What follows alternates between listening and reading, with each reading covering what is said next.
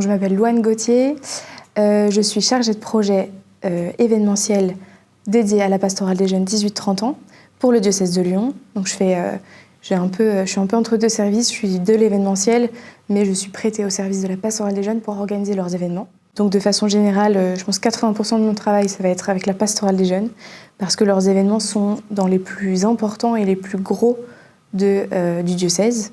Et étant de l'événementiel, on porte aussi tous les événements liturgiques de l'année et tous les événements que portent et demandent les services, et il y a beaucoup de services. Et aussi tous les événements, on va dire, internes, qui sont en fait complètement similaires à ceux d'une entreprise normale, quoi. Le 8 décembre, c'est quand même un événement, on va dire, dans lequel on est rodé parce que c'est le même tous les ans. On sait à peu près à quoi s'attendre. Il y a quelques petites variantes, on va dire. La dernière semaine, c'est vraiment, on va dire, ce qui relève du détail. Lundi soir, j'ai eu le briefing de toute l'équipe. En fait, autour de la pastorale des jeunes, gravite toute une équipe de bénévoles avec chacun une mission très précise pour que les événements fonctionnent, mais que la pastorale aussi fonctionne bien. Et donc, il y a eu le briefing de tout le déroulé de la messe des jeunes pour que chacun ait sa mission, que chacun sache où aller, sache ce qui se passe, etc. On a au moins 1400 jeunes quand même qui se réunissent pour une seule et même chose. Enfin, ce pourquoi on vient à la messe, c'est quand même d'abord le Christ au milieu. Quand je dis que c'est des événements les plus importants du diocèse, c'est parce qu'on attend un nombre bien supérieur à tous nos autres événements.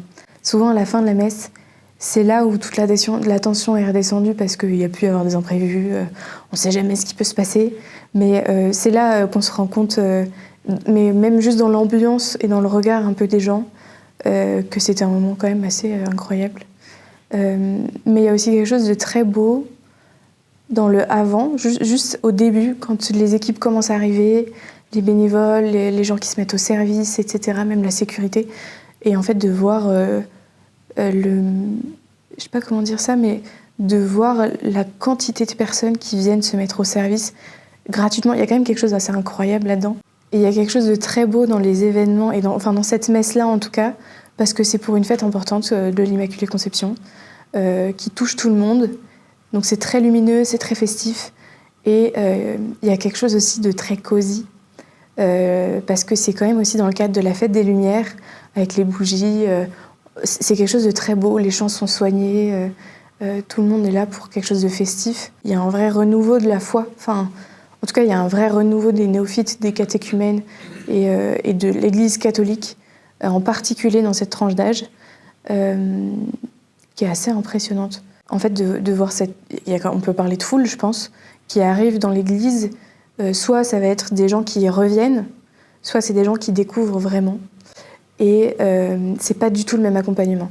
Et en fait, je pense que la difficulté est là-dedans, c'est que c'est un type de personnes, il y a un panel énorme, avec des sensibilités complètement différentes. Je vois l'an dernier,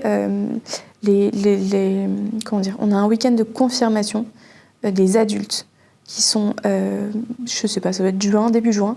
C'est un week-end où les évêques confirment, je sais pas, mais on a plus de 1000 personnes sur 2 jours, seulement chez les adultes. Et entre l'année dernière et celle d'avant, ça a triplé. Les effectifs ont triplé. On est passé de 400, un truc comme ça, à presque 1000 et quelques. Enfin, c'est énorme. Et en fait, ça va tellement vite que nous, on se retrouve avec ça en disant OK, on va faire ce qu'on peut, on va logistiquement aussi, l'Église, il faut voir qu'on n'a pas non plus plus de moyens qu'avant. Et on fait comme on peut, mais c'est difficile de faire quelque chose pour tout le monde sans rentrer dans une forme de business. Enfin, je sais pas trop, c'est pas forcément moi qui décide de tout ça, mais je sais que c'est dans les tuyaux en tout cas et qu'il y a un vrai désir d'accompagner correctement ces gens-là. Mais en tout cas, on ne refuse jamais personne.